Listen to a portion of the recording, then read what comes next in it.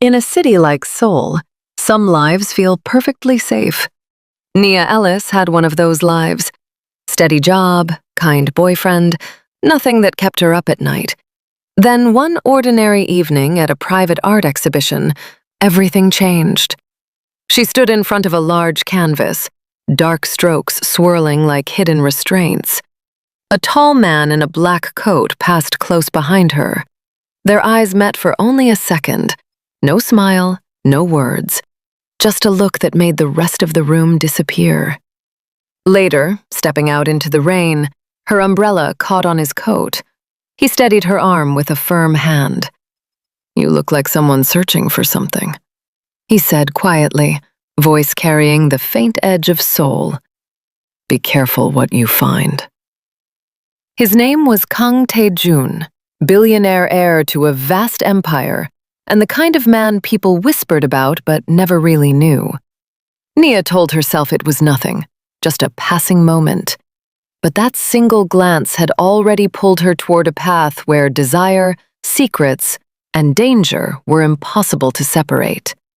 And walking away no longer felt like an option. The air in the Hanamdong Gallery was too thin, scrubbed clean by high-end purifiers until it tasted like nothing at all. Nia shifted her weight, her heels clicking too loudly on the polished concrete. She felt out of place, a black woman in a sea of monochrome suits and hushed Korean honorifics.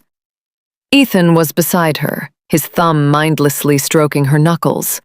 He was midway through a story about a structural flaw in a new bridge project, his voice a steady, comforting hum. He was a good man, the kind of man who remembered your coffee order and never forgot an anniversary. But as Nia stared at the massive black ink canvas in front of her, she felt a sudden, inexplicable surge of nausea. The painting was a mess of violent, overlapping strokes. It looked like a scream held behind teeth. Then, the temperature in the room seemed to drop. A man moved into her peripheral vision. He didn't stop to look at the art. He moved through the crowd as if they were ghosts. He was tall, wearing a coat that looked like it cost more than Nia's annual salary, but he wore it with a careless exhaustion. As he passed, his shoulder brushed hers, just a fraction of an inch, and he stopped. He turned his head. His eyes weren't kind. They were dark, flat, and strikingly intelligent. For a second, the gallery noise, the clinking of champagne flutes, Ethan's voice, the distant jazz, just stopped. There was no spark, only a sudden, jarring sense of recognition that made Nia's breath hitch in her throat. He didn't smile. He just looked at her as if she were a problem he hadn't expected to solve. Then he was gone, disappearing toward the back exit before she could even blink. "Nia, you okay? You're freezing," Ethan said, pulling her closer. "I'm fine," she murmured, her voice sounding thin. "Just the AC is a bit high." Outside, the rain had turned the Seoul streets into a shimmering black mirror. Nia stood under the gallery's small awning, struggling with a stubborn, cheap umbrella. As she finally shoved the ribs upward, the fabric caught on something. A man was standing right there, waiting for a car. The umbrella had snagged the sleeve of his heavy wool coat. I'm so sorry," Nia stammered, reaching out to unhook the metal tip. He didn't pull away. Instead, his hand came up and gripped her forearm to steady the umbrella. His touch was startlingly hot against her damp skin. He looked down at her, his face inches from hers in the rainy dark. Up close, he looked less like a billionaire and more like a man who hadn't slept in a week. There was a faint, jagged scar running from his jawline down into his collar. "It's just a coat," he said. His voice was low, devoid of the polite lilt she heard from most locals. It was the voice of someone who was used to being obeyed without raising it. He unhooked the umbrella himself, his fingers brushing hers. He didn't let go of her arm immediately. He watched her face, his gaze tracing the line of her cheek with an intensity that felt like a physical weight. "You look like someone searching for something," he said. It wasn't a pickup line.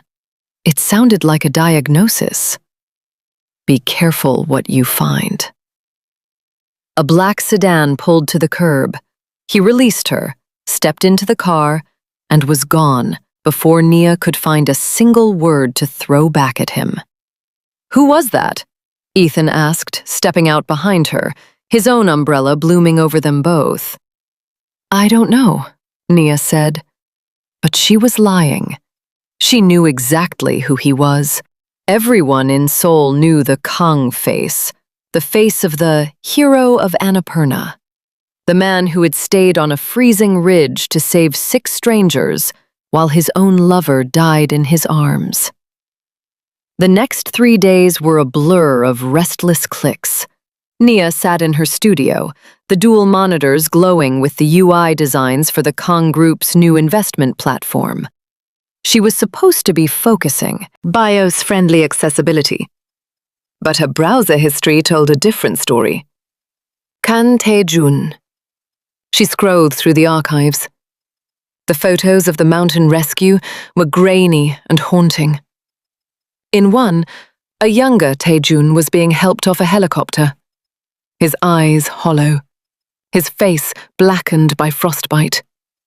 He looked like he'd left his soul on the summit. Then there were the other results, the ones buried in the 2nd and 3rd pages of search engines. A brief headline from 2018. Heir to Kang Empire, acquitted of assault. The accuser, a university student named Soo Min, had dropped the charges and moved abroad. No one had heard from her since. There were blog posts, unverified, bitter, from people claiming to be friends of women who had dated him. A French photographer named Lena, who had left her career behind and vanished. A socialite who had checked into a clinic and never checked out. "It's just gossip," Nia whispered to the empty room. "He's a client. He's a public figure." But the memory of his hand on her arm wouldn't leave her. It wasn't the billionaire she was thinking about. It was the man who looked like he was rotting from the inside out. On Tuesday, she found herself in Hanam-dong again. She didn't go to the public gallery where she'd met Ethan. She went to a smaller, private annex, a quiet, brutalist building made of charcoal-colored stone. The sign on the gate simply said, K. She told the security guard she was the lead designer for the digital project. It wasn't a total lie, but she had no appointment. The guard checked a list, looked at her for a long beat, and then opened the gate. The interior was silent. No reception desk, no brochures, just high ceilings and the smell of old paper and rain-dampened stone. "The lighting is wrong in here," a voice called out. Nia turned. Tae-joon was standing by a long, low table, a set of architectural blueprints spread out before him. He wasn't in a suit today. He wore a simple black sweater and dark trousers. He looked smaller in the vast room, more human. "I'm Nia Ellis," she said, her heart hammering a rhythm against her ribs. "From the design firm. I wanted to see the private collection, to get a better sense of the aesthetic." Tae-joon didn't look up from the blueprints for a long time. He marked something with a pencil, the lead scratching harshly against the paper. Finally, he straightened up and looked at her. "You're the girl with the umbrella," he said. "And you're the man who told me to be careful," she replied, regaining some of her professional edge. "I'm not usually clumsy. The rain was just—" "The rain was fine," he interrupted. He walked toward her, stopping just outside her personal space. He didn't offer a hand to shake. You didn't come here for the aesthetic, Nia. You came here because you're curious about the rumors. Nia blinked. She hadn't expected the bluntness. I came here to do my job. Your job is to make my company look safe and innovative on a screen, he said, his voice dropping an octave. He stepped closer. He was close enough that she could see the flecks of gold in his dark irises. But you're looking at me as if I might bite you. Or as if you're hoping I will. The air in the room felt like it had been sucked out. Nia felt a flash of genuine anger. Or maybe it was shame. That's incredibly arrogant. Is it? He tilted his head. Most people who come here are terrified of me. They want to be close to the money, but they keep their backs to the wall. You're standing right in the center of the room. He walked over to a small, handleless ceramic cup on the table and offered it to her. It was tea, but it smelled bitter, like herbs and earth. Drink, he said. It wasn't a suggestion. Nia took the cup. Her fingers brushed his. Cold this time. She took a sip. It was harsh, but it cleared the fog in her head. I read about the mountain, she said quietly. And about the others. Tae-joon leaned back against the table, crossing his arms. The movement pulled the fabric of his sweater tight against his chest. People love a tragedy until they have to live in it. Then it's just a mess. He looked at her wrist. Nia realized she was still wearing the thin silver bracelet Ethan had given her for her birthday. It friends like a weight, a tether to a world that suddenly felt very far away. You're shaking, he noted. I'm not, she lied. Tae-joon reached out. He didn't grab her. He just hooked one finger under the silver chain of her bracelet and tugged, barely an inch. It was a tiny movement, but it felt like a total loss of control. He looked into her eyes, and for the first time, the flat, dark look in them changed. It wasn't warmth. It was a flicker of something sharp and hungry. You're a very bad liar, Nia, he whispered. He let go of the bracelet. The metal clinked against her skin, sounding like a bell in the silence. Go home, he said, turning back to his blueprints as if she had already ceased to exist. Talk to your boyfriend. Buy some flowers. Do whatever safe people do. Nia stood there for a beat too long, her face burning. She turned and walked out, her footsteps echoing. But as she hit the street, she didn't feel relief. She felt a jagged, uncomfortable hum in her blood. She felt like she'd finally found something. And the warning he'd given her in the rain was the only thing that felt real. Nia didn't buy flowers. She didn't go home and talk to Ethan about the mundane details of his bridge project. Instead, she spent the next 48 hours in a state of hyper-focused irritability. The digital wireframes on her monitors looked like child's play, flat, colorful, and devoid of the gravity she had felt in that brutalist annex. Ethan noticed. He was a man built on the rhythm of consistency, and any deviation in Nia was a flare in his peripheral vision. You're grinding your teeth, Nia, he said on Thursday morning, leaning against the kitchen island with a mug of herbal tea. If the Kang contract is stressing you out this much, tell the firm to put a junior on the assets. You've already done the heavy lifting. It's fine, Nia said, her voice tighter than she intended. She was staring at a photo of a mountain range on her phone, Annapurna. The peaks looked like jagged teeth against a bruised sky. I just want it to be right. It's a high-profile client. He's just a man with a lot of semiconductors, Ethan joked, reaching out to tuck a lock of hair behind her ear. His touch was light, tentative. Don't let the hero myth get in your head. I saw him at the gallery. He looks like he needs a year of sleep and a therapist. Nia forced a smile. Maybe. But as Ethan left for the office, the quiet of the apartment felt suffocating. She couldn't stop thinking about the way Tae-joon had hooked his finger under her silver bracelet. It hadn't been a romantic gesture. It had been a test, a silent measurement of how much she would allow him to disturb her. By 2 p.m., she was back in Hanam-dong. The security guard didn't even check his tablet this time. He simply buzzed the gate open.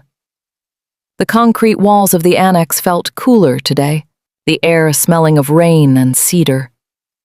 Nia walked through the main hall, her footsteps muffled by a long, dark rug she hadn't noticed before. She found him in the same spot, but the blueprints were gone. In their place was a single small ceramic bowl filled with water and a handful of black river stones. Tae-joon was sitting on a low bench, his hands resting on his knees. He looked up as she approached, his expression as flat and unreadable as a frozen lake. You didn't take my advice, he said. I'm not very good at following instructions from strangers, Nia replied. She dropped her bag on the table, the thud echoing. Tae-joon stood up. He wasn't wearing the sweater today. He was in a white dress shirt, the top 2 buttons undone, the sleeves folded back with surgical precision. The scars on his forearms, faint silvery lines, caught the overhead light. I'm not a stranger anymore, Nia. You've spent the last few days reading every lie written about me on the internet. Are they lies? She asked, her heart beginning that familiar, frantic gallop. He walked toward her, stopping close enough that she had to tilt her head back to look at him. The truth is usually much more boring. People prefer the monster. It gives them something to talk about at dinner parties. He gestured to the ceramic bowl. Sit. Nia hesitated, then sat on the edge of the bench. The wood was cold. Tae-joon didn't sit. He stood over her, his shadow stretching across the table. He picked up a small silk cloth from the table, a deep midnight blue that looked almost black. My sister says I have a habit of making people uncomfortable, he murmured, his voice dropping into a low, private register. She says I don't know how to exist in a room without trying to own it. And what do you say? Nia asked. I say most people want to be owned. They just don't have the courage to admit it. He reached out and took her hand. His grip was firm, his thumb pressing into the center of her palm. Nia felt a jolt of heat travel up her arm, a sensation so sharp it bordered on painful. He didn't look at her hand. He looked at her eyes, watching the way her pupils dilated. You're curious about the others, he said, his voice a rhythmic hum. The women who left. You want to know if I broke them, or if they were already broken when they found me. Did you? Nia. Tae-joon didn't answer. Instead, he raised her hand and began to wrap the silk cloth around her wrist, over the silver bracelet Ethan had given her. He moved slowly, the fabric sliding over her skin with a friction that made her breath hitch. The mountain teaches you one thing, he said, his gaze fixed on the blue silk as he knotted it, not tight enough to hurt, but tight enough that she couldn't slip out of it without his help. You can struggle against the cold, or you can let it in. If you struggle, you die tired. If you let it in, you might just survive. He leaned down, his face inches from hers.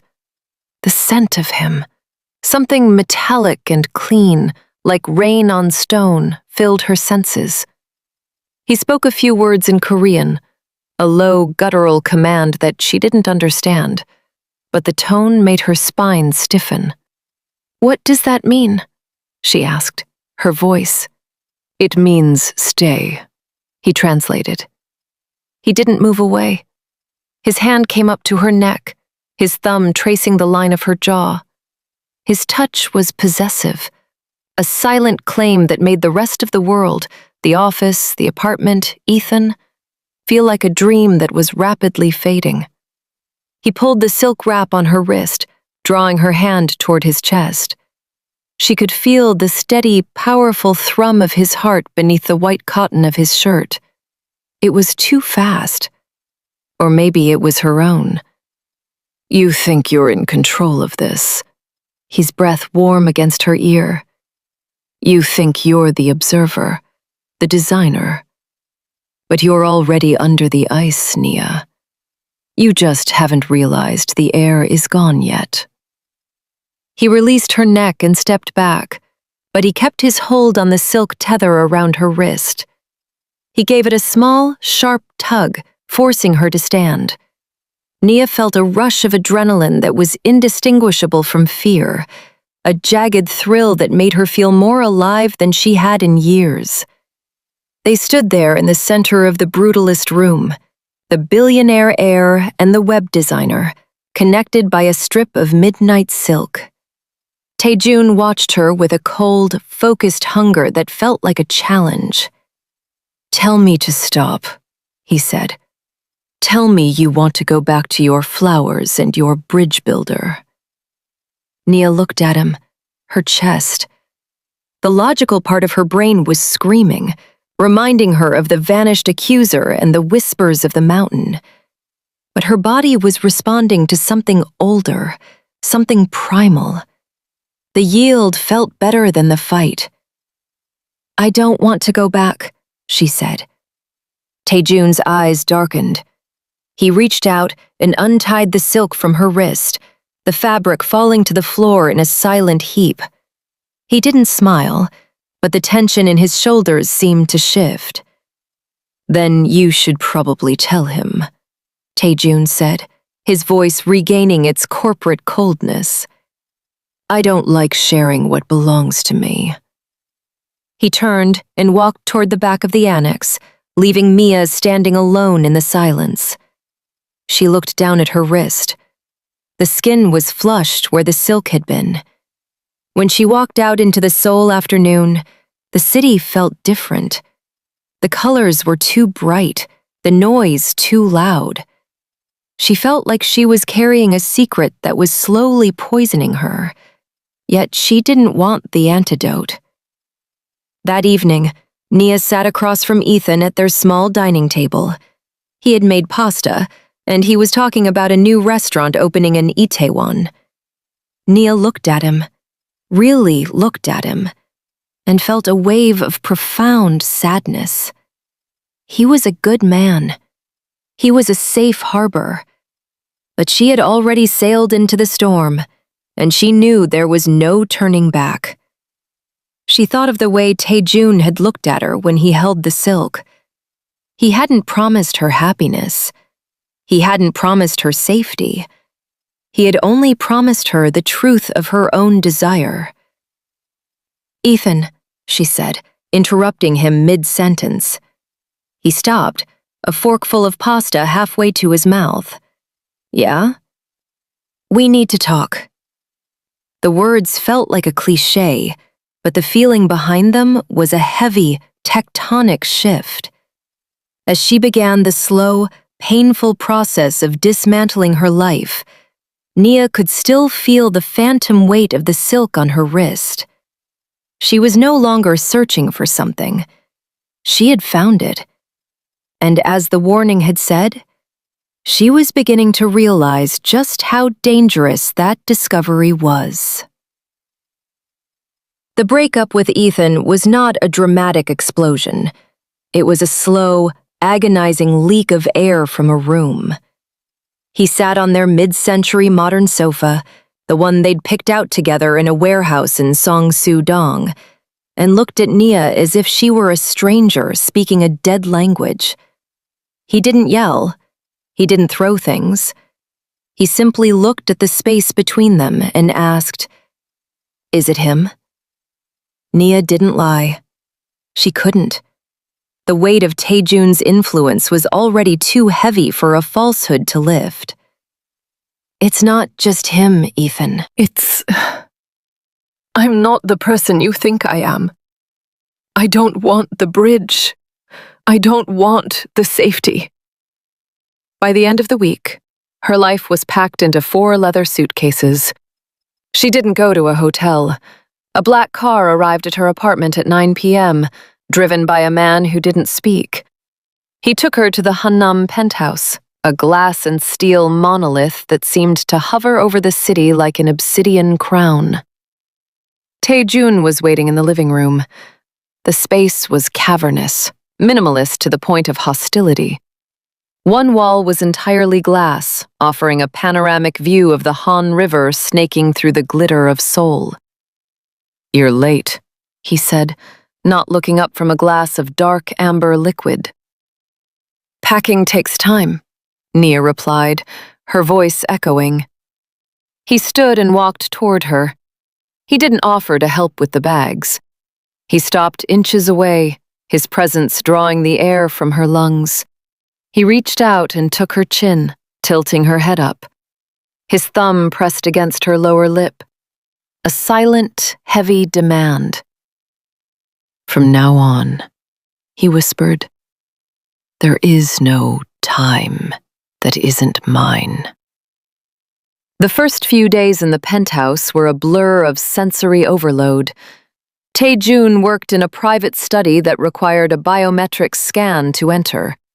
He emerged only in the late afternoons, when the sun began to bleed into the horizon. Those afternoons became the center of Nia's existence. There was a ritual to it.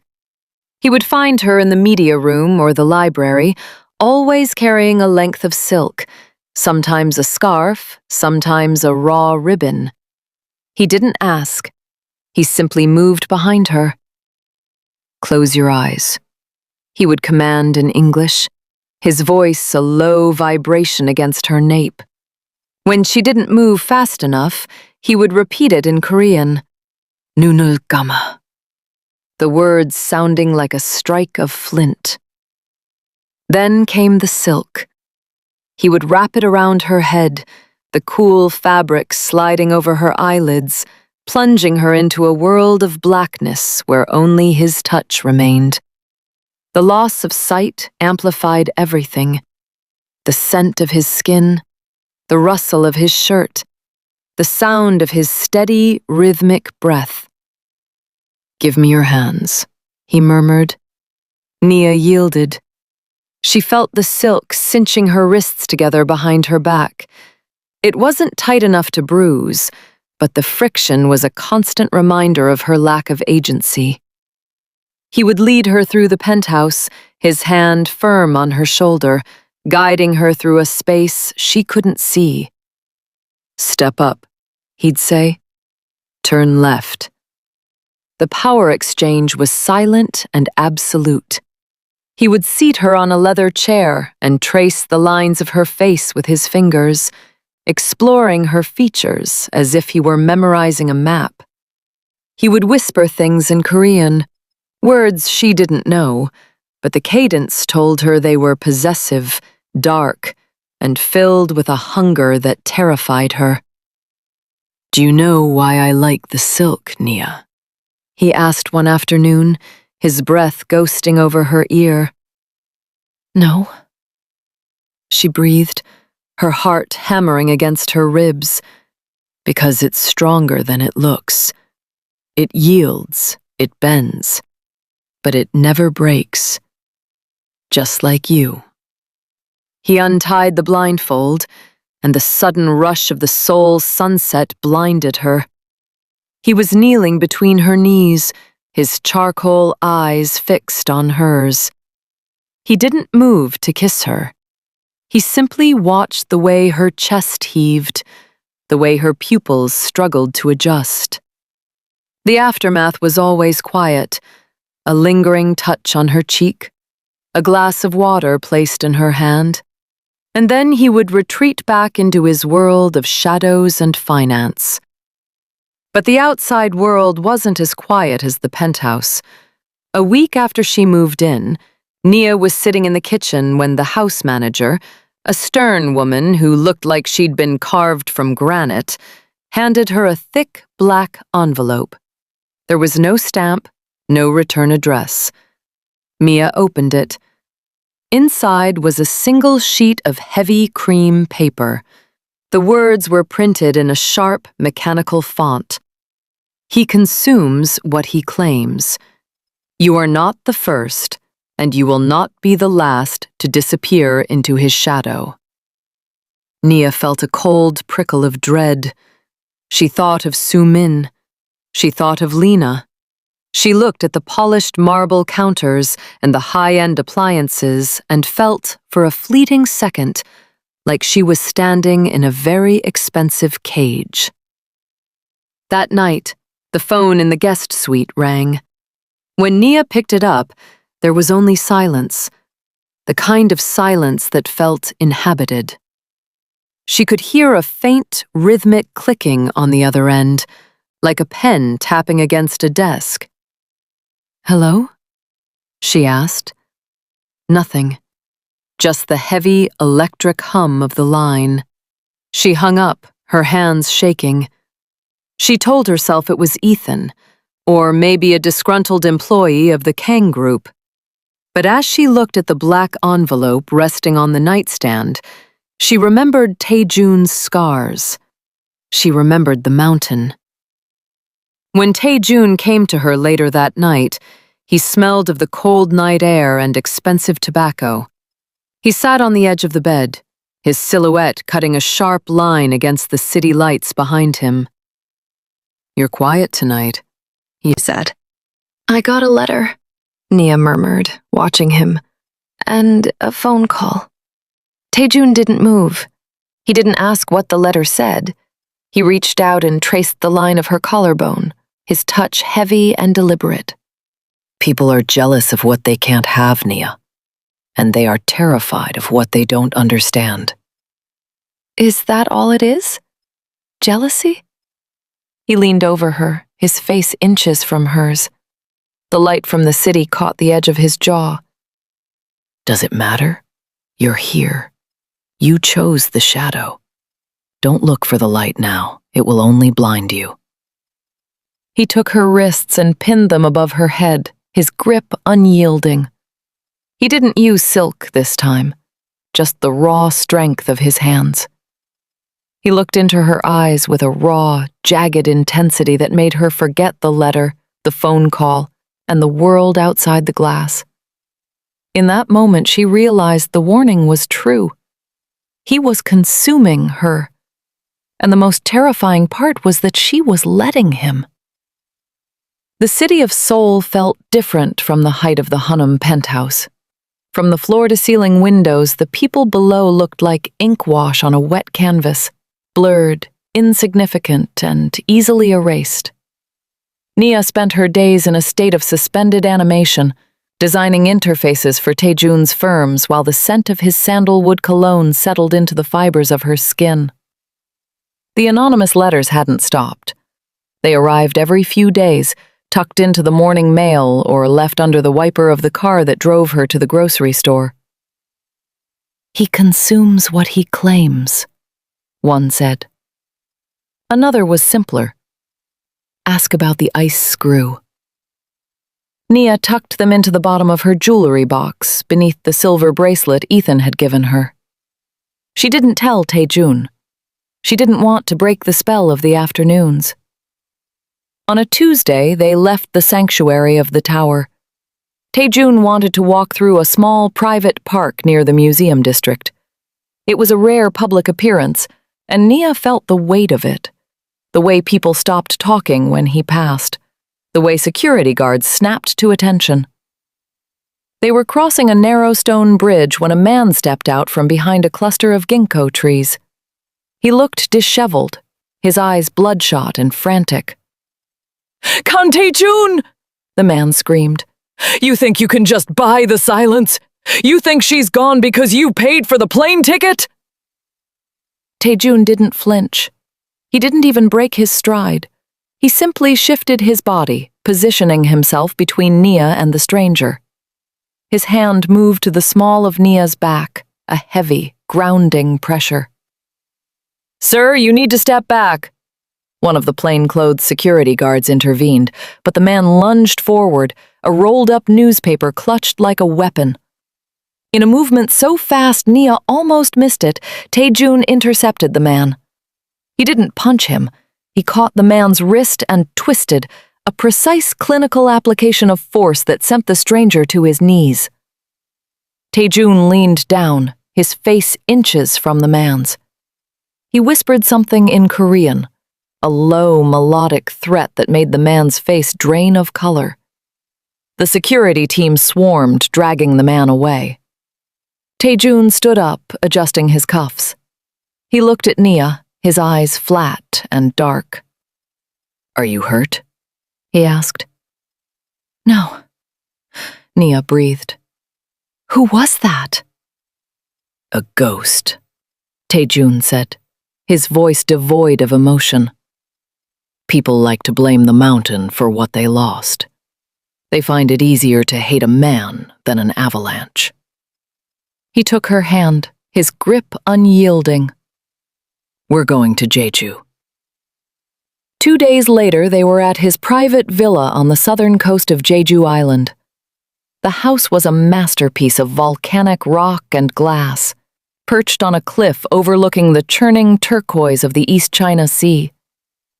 Here, the air was salt-heavy, and the wind was constant, howling against the panes like something trying to get in. They were standing on the terrace at sunset. The sky was a bruised orange, the light catching the jagged scars on Tae-joon's neck. He was holding a length of white silk, not a blindfold this time, but a heavy ceremonial sash. My mother used to say that the sea never returns what it takes, he murmured, looking out at the waves. I spent my life believing her, until I met you. He turned to her. He didn't go down on one knee. He simply stood there, the wind whipping his dark hair across his forehead.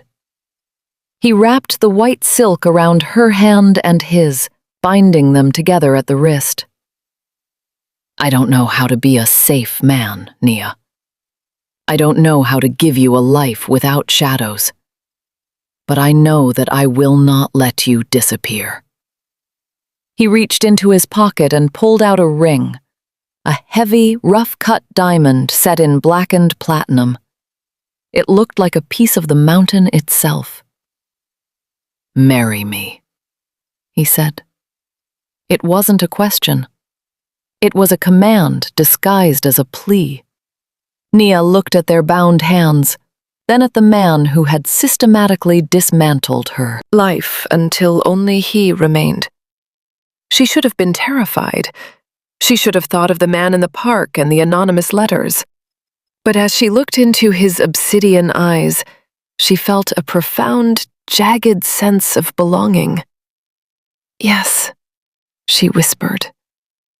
They married that evening in the villa's courtyard, with only a local official and 2 of Tae-joon's staff as witnesses. There were no flowers, no music, only the sound of the ocean and the low, rhythmic chanting of the wind.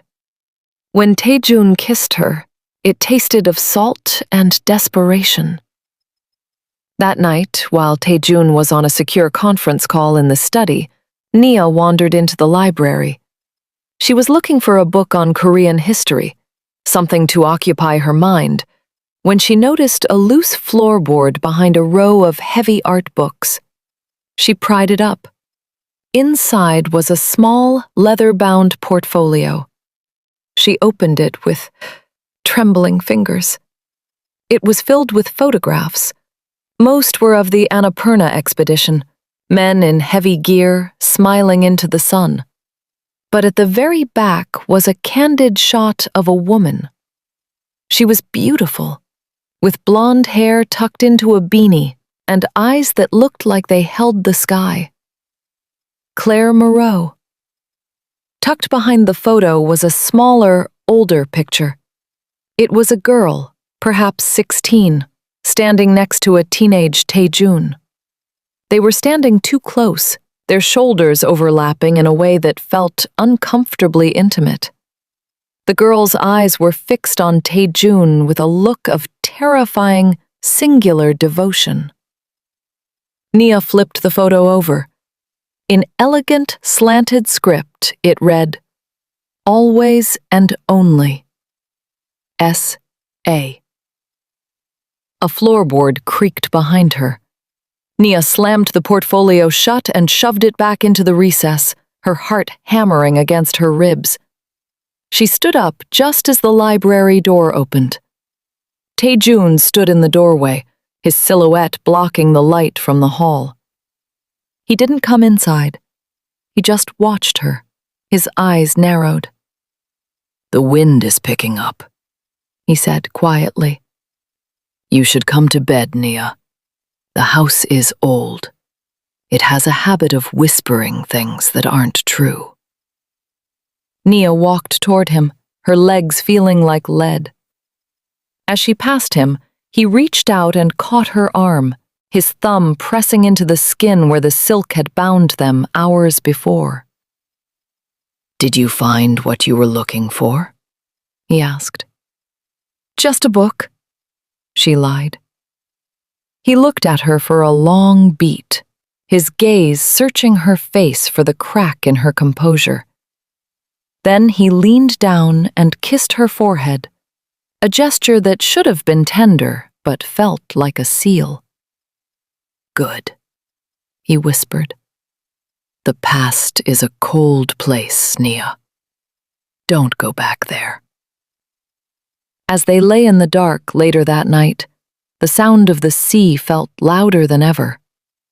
Nia closed her eyes, but all she could see was the girl in the photo, the one with the eyes that never looked away.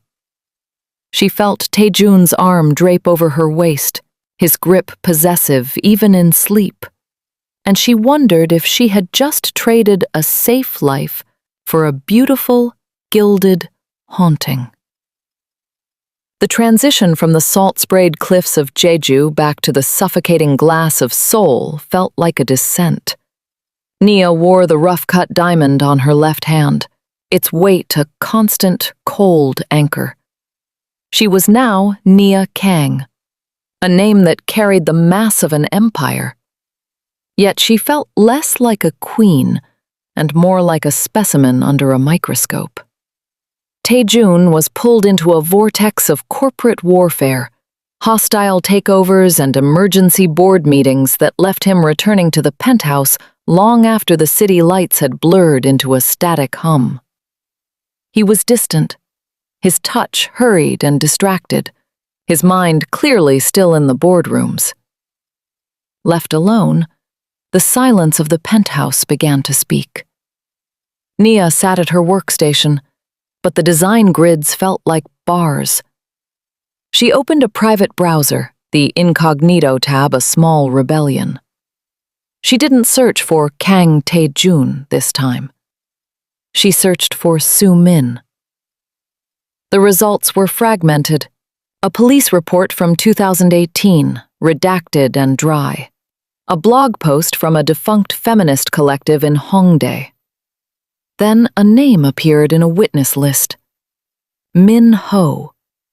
He was listed as a character witness for the defense, a fellow climber from the Annapurna expedition. Nia found him 3 hours later. He didn't live in a penthouse. He ran a basement club in Itaewon called The Crevasse. It was a dark, damp hole that smelled of stale beer and industrial heaters. She arrived at 4 p.m. before the evening rush.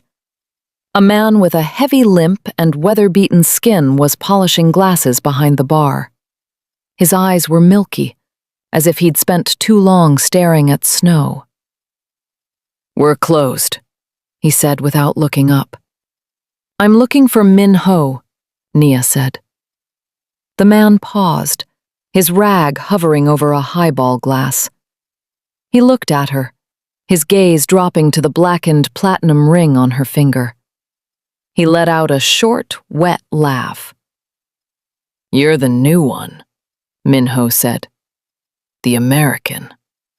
"I want to know about the mountain," Nia said, sitting on a rickety stool. "And I want to know about the ice screw." Minho leaned over. The bar, the scent of cheap soju clinging to him. Tae-joon is a hero, isn't he? That's what the papers say. He carried us out. He's the golden boy who survived the whiteout. But Minho's expression curdled. But the ice screw that failed, the one holding Claire Moreau's line, it didn't just snap. I was the one who packed the gear. I checked every piece of equipment 3 times before we left base camp. That screw was titanium. It doesn't just shear off like that unless someone helps it along. Nia felt a cold drop of sweat slide down her spine. Are you saying Tae-joon? I'm saying someone wanted Claire gone, Minho interrupted. and after she fell, the others, well, they were too scared to ask questions. Tae-joon paid for my surgeries. He bought my silence with a pension I drink away every night. But you? You're sleeping in the bed of a man who builds his world on bodies. What about Lena? Nia asked, her voice a whisper. Minho pulled a crumpled, stained photograph from under the register. It was a Polaroid of a woman with a camera around her neck, laughing in front of a rustic wooden porch. Lena was smart. She started poking around the family estate. She found things she wasn't supposed to. Then she decided to move back to Paris overnight. No goodbye, no luggage, just gone. He slid the photo toward Nia. That cabin in the background? That's the Kang family retreat in Gangwon-do. If you want the truth, look under the floorboards, not in the headlines. Nia took the photo. Her hand was shaking so violently she had to grip the edge of the bar to stay upright. She returned to the penthouse just as the sun was dipping below the horizon. The black envelopes were waiting for her on the console table. She tore one open. He kills what he cannot control, it read. Nia didn't put it in the jewelry box. She walked into Tae-joon's study. The biometric lock was engaged, but she remembered the sequence of his breath when he'd opened it before. She tried his birthday. No. She tried the date of the Annapurna rescue. The door clicked open. The room was freezing. It smelled of old paper and the same ozone scent that clung to Tae-joon. She began to tear through the drawers, her movements frantic. She found a file labeled Lena. Inside were flight records to Paris, but they were dated 2 days after she had supposedly disappeared. There were also wire transfers, massive sums of money sent to a private investigator to monitor a woman named Soo Min in Southeast Asia. Then she found it. A digital camera, old and battered. She turned it on. The battery was low, but the screen flickered to life. The first dozen photos were of architectural sites. Then a series of shots taken through a long lens. They were photos of Tae-joon. He was sleeping. He was showering. He was reading. They weren't romantic. They were the work of a stalker. The last photo on the card stopped Nia's heart. It was a picture of the cabin from Minho's Polaroid. The door was slightly ajar, and in the shadow of the frame stood a figure. It wasn't Tae-joon. It was a woman, her face obscured by the darkness, but the posture was unmistakable, rigid, watchful, and terrifyingly still. A shadow fell over the desk. Nia scrambled to hide the camera, but a hand reached out and gripped her wrist. Tae-joon was standing behind her. He didn't look angry, he looked exhausted, his face gaunt in the moonlight. I told you the past was a cold place, Nia, he said, his voice a low, mournful vibration. Did you kill them? Nia screamed, trying to wrench her arm away. Claire? Lena? Did you pay Su-min to run? Tae-joon's grip didn't tighten, but it was absolute. He pulled her toward him until her back was against his chest. He leaned down, his lips brushing the shell of her ear. I did what was necessary to protect the name, he whispered. I have scars you will never see, Nia. I have carried burdens that would break your spine. Do you really want to know the weight of the blood on my hands? I want to leave, she gasped. You can't, he said, his voice regaining that terrifying, calm dominance. You're a Kang now, and Kangs don't leave.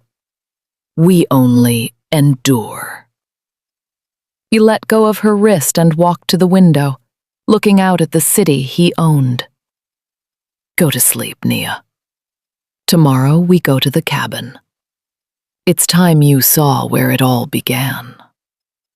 Nia backed out of the room, her breath coming in short, jagged bursts. She looked at the ring on her finger. It didn't look like a diamond anymore. It looked like a shard of ice, waiting to draw blood. She knew what she had to do. She waited until she heard the click of his bedroom door. Then she grabbed her coat, the Polaroid from Min-ho, and her car keys. She didn't head for the elevator. She headed for the service stairs. The snow started just as she hit the highway toward Gangwon-do. It was a thick, blinding whiteout, the kind of weather that made the world disappear. But Nia didn't slow down. She was driving toward the only thing left, the truth buried under the floorboards. The highway to Gangwon-do was a black ribbon quickly being swallowed by white. The snow didn't fall. It attacked the windshield in horizontal streaks, hissed against the tires, and turned the world into a claustrophobic void. Nia gripped the steering wheel until her knuckles ached, the rough-cut diamond of her wedding ring biting into her skin. Every few miles, a gust of wind would buffet the car, a physical reminder of the mountain's reach. She kept seeing Min-ho's milky eyes and the way he'd whispered, "Ice screw." She kept seeing the girl in the old photo, S.A., standing too close to a teenage Tae-joon. The pieces were swirling in her mind like the storm outside, jagged and cold. The GPS lost signal 20 miles from the coast. Nia relied on the crumpled Polaroid and a hand-drawn map she'd found in the back of Tae-joon's leather portfolio. The turnoff was a narrow, unpaved track guarded by skeletal larches. The car groaned as it climbed the steep incline, the engine straining against the deepening drifts. Finally, the cabin appeared. It was a stark, two-story structure of dark timber and fieldstone perched on a ridge that overlooked a frozen valley. In the moonlight, it looked less like a retreat and more like a watchtower. No lights flickered in the windows. It sat in a silence so absolute it felt heavy. Nia killed the engine. The sudden absence of the heater's hum was jarring. She sat for a moment, her breath blooming in the air, watching the snow pile up against the hood. She reached into the glove box and pulled out a heavy metal flashlight and a small, rusted crowbar she'd grabbed from the penthouse utility room. The front door was locked. She didn't try the key she'd taken from Tae-joon's desk. She didn't want to hear the click. She moved to the side of the house, her boots sinking mid-calf into the powder. A small cellar window was latched poorly. She pried it open, the wood screaming in the cold, and tumbled into the dark. The air inside smelled of pine resin, damp earth, and something metallic, the scent of a place that had been closed off from the living for too long. Nia clicked on the flashlight. The beam cut through the gloom, illuminating stacks of moth-eaten blankets, old climbing gear, and crates of vintage wine. She climbed the stairs to the main floor, her footsteps echoing on the wide planked pine. The living room was preserved in amber. A heavy stone fireplace dominated the wall, flanked by 2 leather armchairs that faced the cold hearth. Everything was coated in a fine layer of gray dust. She walked to the spot in the Polaroid, the corner of the room where the French photographer, Lena, had been standing. The floorboards here were different. They were slightly raised, the grain of the wood mismatched, as if they had been pulled up and replaced in a hurry. Nia knelt. She shoved the edge of the crowbar into the seam and pressed down. The wood groaned, a sharp, splintering sound that felt like a gunshot in the quiet house. She bit her lip, sweat despite the freezing air, and heaved. The board popped, then another. Underneath wasn't just dirt or insulation. There was a shallow cavity lined with plastic sheeting. Nia's flashlight beam hit something reflective. She reached in, her fingers brushing against cold leather. She pulled it out. It was a designer handbag, Lena's. Inside were her passport, her credit cards, and a half-empty bottle of expensive French perfume. Beneath the bag was a camera lens, cracked and encrusted with dried mud. Nia's stomach lurched. People who move back to Paris overnight don't leave their passports under the floorboards of a remote cabin. She dug deeper, her breath coming in ragged gasps. Her hand hit something hard and smooth. She cleared away a layer of silt and recoiled, the flashlight slipping from her hand and clattering across the floor. It was a bone. A human radius, bleached white by time and the dry mountain air, partially wrapped in the remnants of a blue silk scarf. "You were always too curious, Nia." The voice came from the shadows by the staircase. It was calm, elegant, and entirely devoid of warmth. Nia scrambled backward, her back hitting the stone fireplace. She grabbed the flashlight, the beam swinging wildly until it landed on a figure standing by the door. It wasn't Tae-joon. It was a woman in a long, cream-colored wool coat. Her hair was pulled back into a severe, perfect knot. She looked like a portrait of old Seoul money, composed, beautiful, and utterly lethal. "Sua," Nia whispered. Tae-joon's sister stepped into the light. She was holding a long, slender hunting knife, the blade catching the reflection of the snow outside. She didn't look like a villain. She looked like a woman who was simply tidying up a messy room. "My brother has a weakness for women like you," Sua said, her voice. He thinks he can save things. He thinks if he holds on tight enough, the world will stop taking. But he's wrong. The world only takes. And I'm the one who makes sure it stays taken. Sua walked toward the hole in the floor, glancing down at the exposed handbag with a look of mild distaste. Lena was a nuisance. She thought she could use what she knew to climb her way into our bloodline. She didn't understand that the Kang blood is a closed circle. "The ice screw," Nia, her heart hammering so hard she felt dizzy. "On Annapurna, you did that too." Sua. It was a small, terrifyingly sweet expression. Claire was a distraction. Tae-joon was looking at her when he should have been looking at me. We have a bond, Nia. Something you couldn't possibly comprehend. A debt that was paid in secret when we were teenagers, in this very cabin. She raised the knife, the tip pointed directly at Nia's throat. He thinks he's the one with the scars. He thinks he's the one who carries the weight. But I am the shadow that keeps him whole. I am the silence that keeps him safe. And you? You were supposed to be scared away by the letters. Why didn't you just run, Nia? Outside, the wind, a low, mourning sound that seemed to vibrate through the walls. Nia looked at the knife, then at the elegant woman who had systematically murdered every obstacle in her brother's path. He's coming here, Nia said, her voice. Tae-joon is on his way. Sua's eyes flared with a sudden manic light. I know. I called him. I told him you were having a breakdown. I told him you were dangerous. She took a step closer, the cold steel of the blade inches from Nia's skin. He'll find you here, Nia. Another tragedy for the hero, another body for the mountain.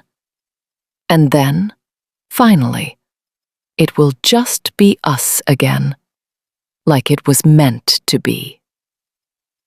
The front door of the cabin groaned under the weight of the wind, or perhaps something else. Nia gripped the rusted crowbar behind her back, her knuckles white. The air in the cabin had turned into a solid thing, a pressure that felt like the moment before an avalanche breaks.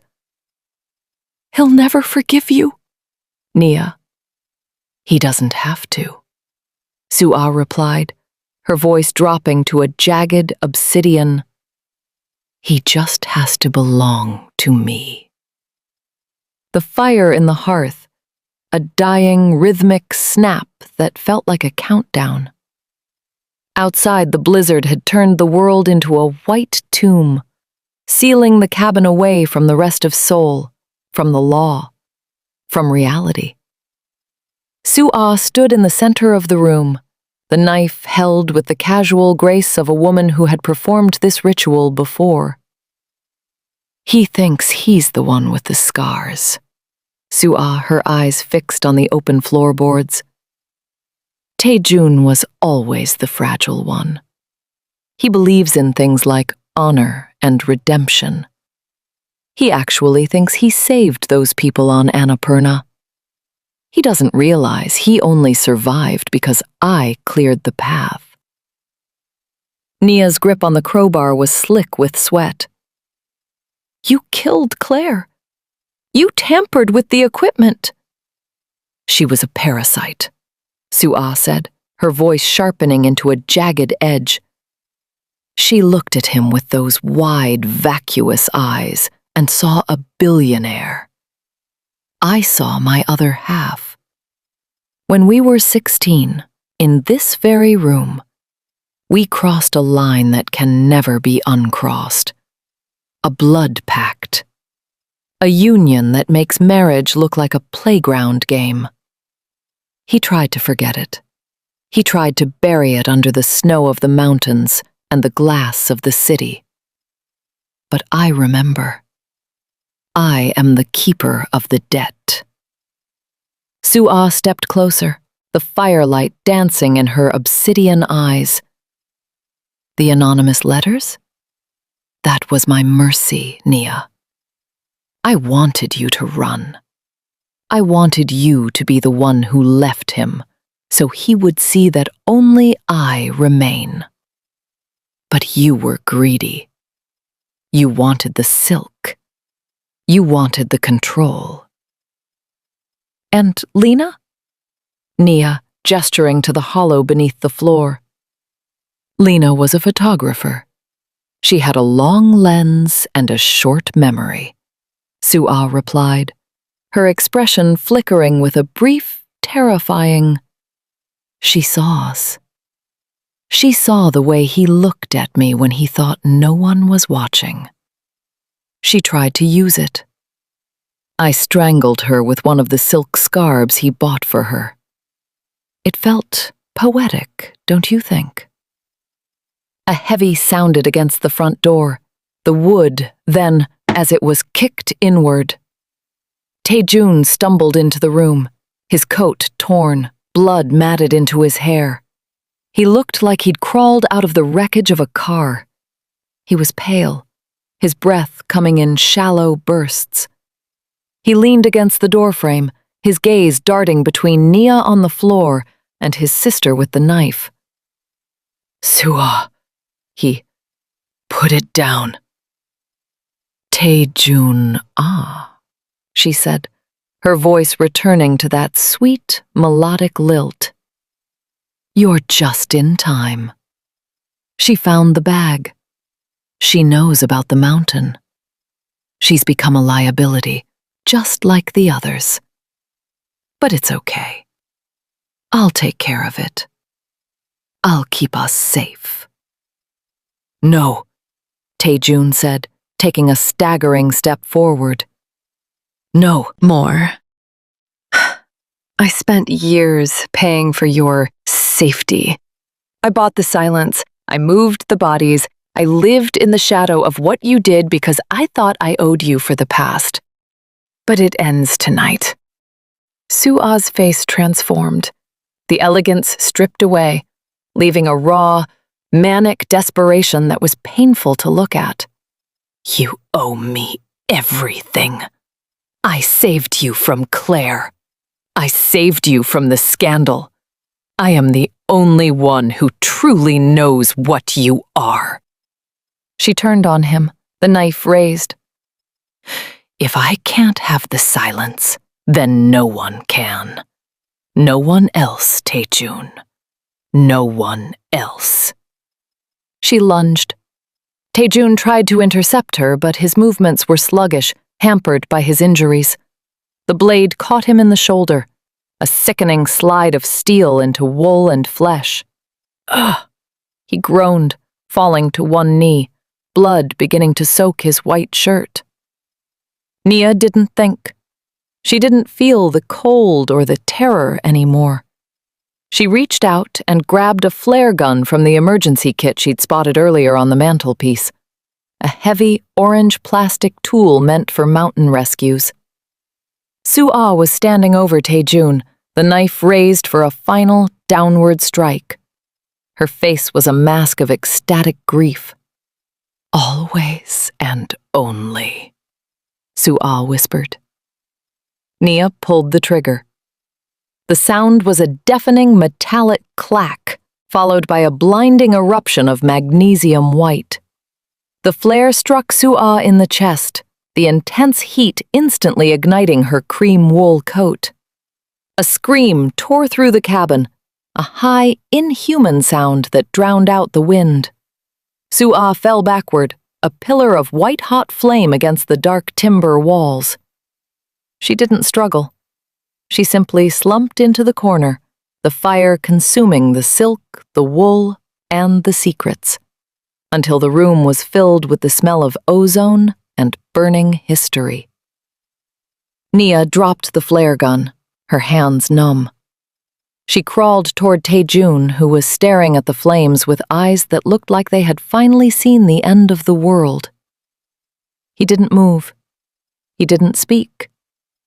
He just watched his sister burn, his face illuminated by the fire that was finally melting the ice of the mountain.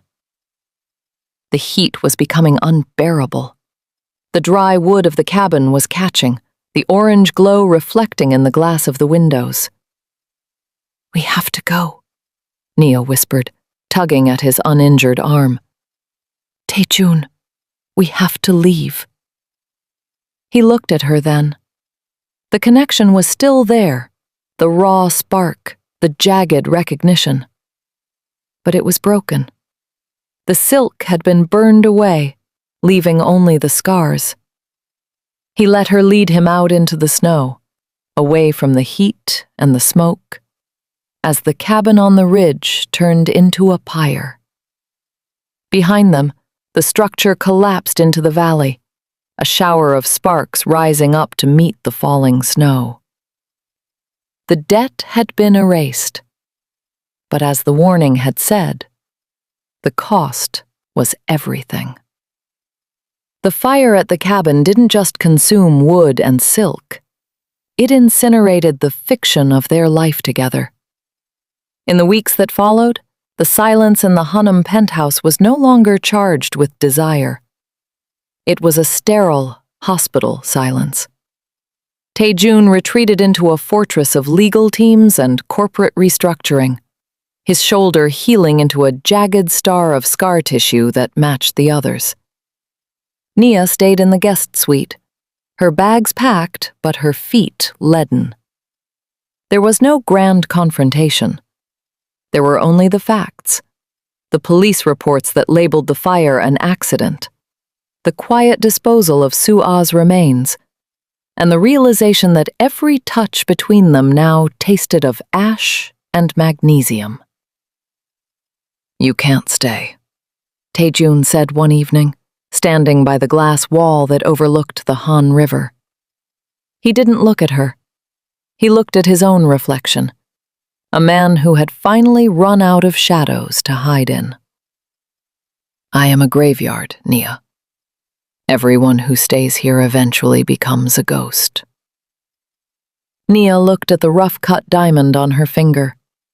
It felt like a shard of the mountain that had finally pierced her heart. "I loved the man I thought you were," she whispered. "The man you thought I was didn't exist," he replied, his voice a flat, hollow vibration. "He was just a mask I wore to keep her from killing you." She left the ring on the marble console. She walked out of the penthouse with the same 4 suitcases she'd arrived with, descending the elevator into a city that no longer felt like home. 2 years later, Seoul moved on, indifferent to the tragedies of the powerful. The Kang Group had stabilized under new leadership, and the Hero of Annapurna had faded from the tabloids, replaced by newer, shinier scandals. Nia lived in a small, sun-drenched studio in Hongdae.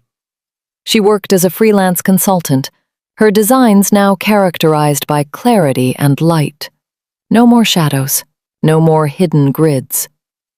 She had a routine, she had a cat, she had a life that was, by all accounts, perfectly safe. It was a Tuesday afternoon, and the COEX Mall was a hive of artificial light and the scent of roasted coffee. Nia was headed toward the library, her mind occupied by a project deadline. She stepped onto the ascending escalator, her hand resting lightly on the black rubber rail. The movement was rhythmic, mechanical. Then, she saw him. On the descending escalator, 3 feet away, was Kang Tae-joon. He was dressed in a dark, perfectly tailored suit, his hair slightly longer than she remembered. He looked older, the lines around his eyes deeper, but he still carried that same aura of absolute, quiet gravity. As the escalators passed each other, their eyes met. The air between them fractured. For one heartbeat, the mall disappeared. The noise of the shoppers, the music from the storefronts, the hum of the city, it all fell away. There was only the raw, jagged spark of recognition, a phantom weight of silk on a wrist, and the shared memory of a fire in a snowstorm. Nia's breath hitched. Her heart, which she had spent 2 years teaching to be still, hammered a frantic, desperate rhythm against her ribs. Tae-joon didn't smile. He didn't wave. He simply watched her, his obsidian eyes filled with a bottomless ache that mirrored her own. He looked like a man who was still searching, and she looked like the thing he had been forced to lose. The gap between the escalators widened. He continued his descent, his silhouette shrinking as he moved toward the ground floor. Nia continued her ascent, pulled upward toward the light of the atrium. She reached the top and stepped off the moving stairs. She didn't turn around. She didn't run back down. She stood there for a long moment, staring at the empty space where he had been, her fingers twitching against the strap of her bag. The distance between them was now measured in floors, in years, and in the blood that had been spilled to keep them alive. Nia took a breath, adjusted her coat, and walked toward the exit. Behind her, the escalator continued its endless mechanical cycle, carrying strangers up and down through the shadows of the city. If you made it to the end of this story and actually enjoyed it, please drop a like and comment what you think about this story, and tell us if you want this type of story in the future. Don't forget to subscribe. See you on the next video. Peace.